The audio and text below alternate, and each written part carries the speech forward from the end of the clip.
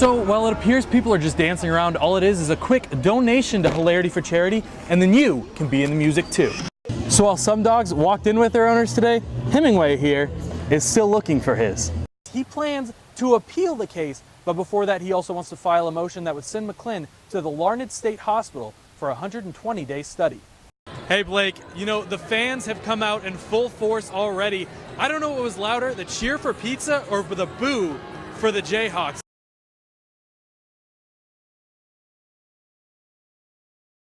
On your mark. Lawrence and Free State, crosstown rivals facing off in a track meet, all trying to beat their personal bests. I mean, it's just a neat environment for track, and once you get everything set up and get it running, it's a beautiful place to have a track meet. And senior Matt Whaley tries to do just that, but for him, it isn't a walk in the park.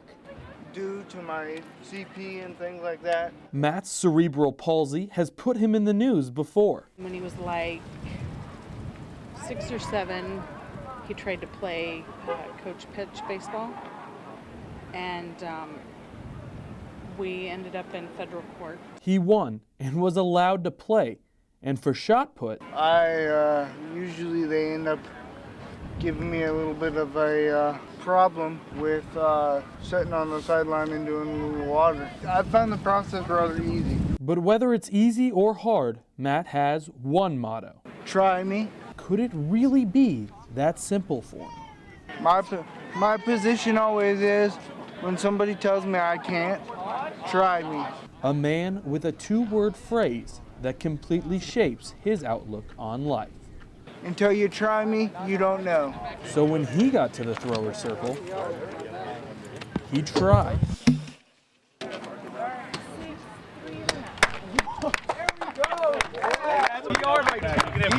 He's making me look bad. And broke his personal best. Man, that was awesome to see him. Like, we were expecting like 5 feet today. That was our goal, you know, get to the 5-foot mark.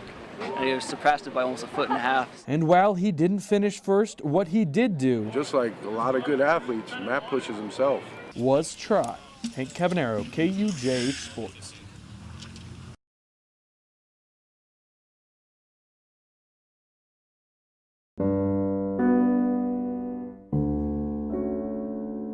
At 68, Bob Dotson is still doing what he loves, and he's teaching the next generation at the NPPA News Video Workshop. I always start from the fact that nobody cares about this story. And then that forces me, hey, you see so, to find out how I can get people to care about it. Bob's journey to where he is now was unexpected. Sometimes you don't know where you're going until you get there. With today's American Story with Bob Dotson, it comes from a forest in Maine that's filled with surprises. Bob Dotson, one of the greatest storytellers of our generation, didn't know where he was going. I try never to overlook the small things in life. They could lead to something big. Who is Bob Dotson? He's a Midwestern guy that got lucky. His grandfather, from Hiawatha, Kansas, and a graduate from KU, brought him to campus. He said, see that statue? I said, yes, sir. That's Uncle Jimmy Green. Who? He's the first dean of the law school. I knew him before he was a statue. And you ought to come here. Dotson came to KU to become a lawyer.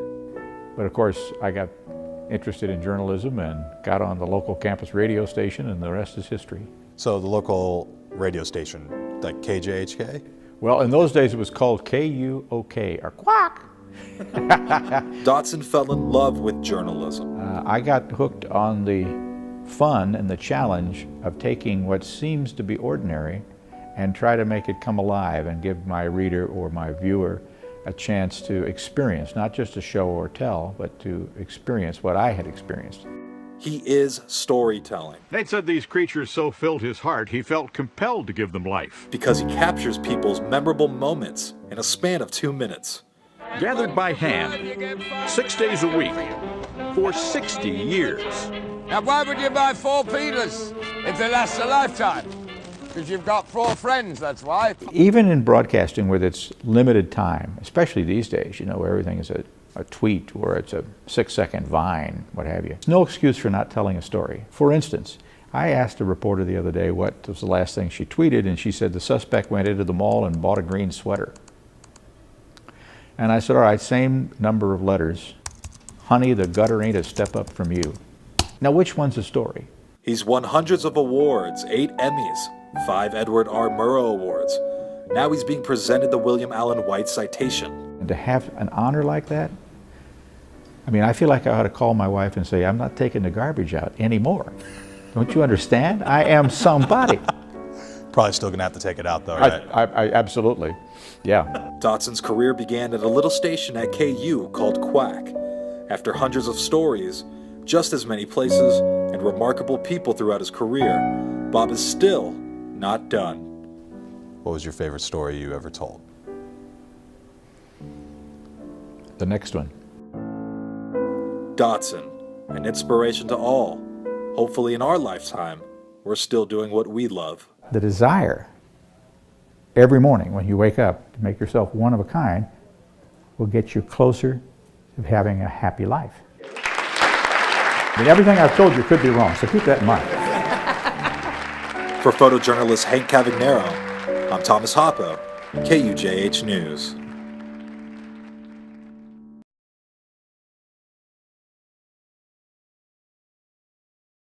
The NCAA basketball tournament is over. One shining moment has played, but KU players are already looking forward to next year. Sophomore Wayne Selden announced today through a press release that he's coming back for his junior season. He averaged over 9 points per game and led KU in 3-pointers made this last season. The 2-year starter has been an all Big 12 honorable mention selection both seasons at KU.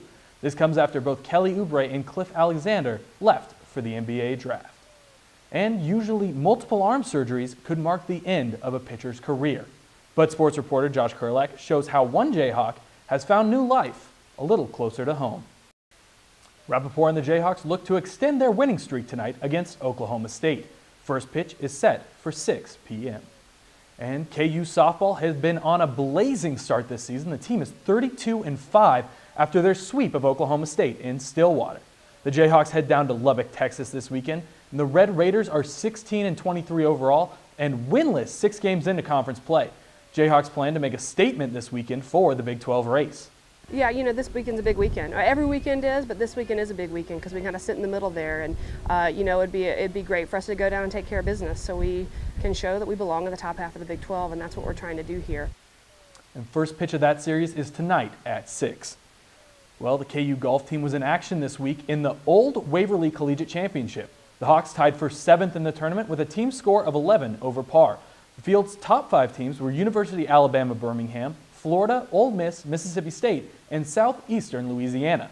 Men will take part in the Hawkeye Invitational next weekend in Iowa, and head coach Jamie Bermel believes that the team play will be key. I think next week it's about consistency. We need 5 guys playing well. I thought we did a pretty good job at Old Waverly with the consistency. You know, nobody was way out of the tournament or way out of a round. The team has had 4 top 3 finishes on the season. And Jordan Spieth leads the Masters after day 2 with a record 14 under par. Former Jayhawk Gary Woodland is tied for 55th. He had some trouble on the front 9 with 2 bogeys, and then he shot 2 over par on the back 9, which puts him at 4 over par for the day, 3 over par for the tournament. And in yesterday's first round, one of Woodland's best shots came on the 4th hole, one of his 4 birdies on the day. But he wasn't able to putt as good as that all day yesterday. As you can see here, he pulls just left of the hole.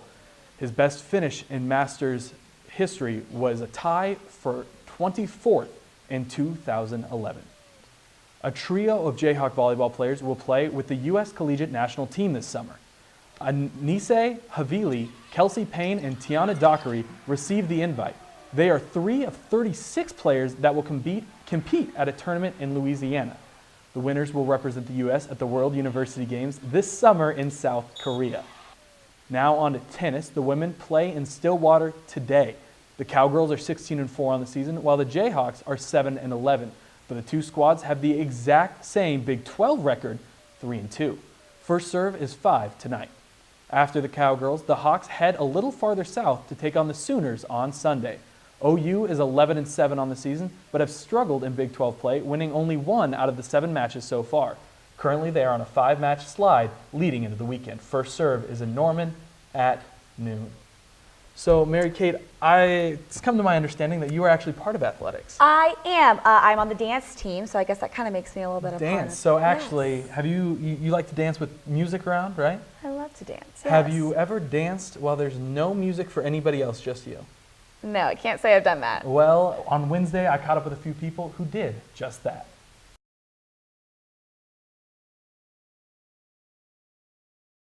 All right, let's get to topic number 3, and we'll actually talk about a game this week, not just the coaches. Kansas State rolling over the University of Texas El Paso, a 58-28 game, including 45 unanswered points to get this thing started. Jake Waters led the team, 209 yards and a touchdown in the air, 29 more and another TD on the ground. Charles Jones runs for 76 yards, also added 3 touchdowns. Cats had 8 TDs on the day. Fitz, is this the perfect bounce back game for the Cats?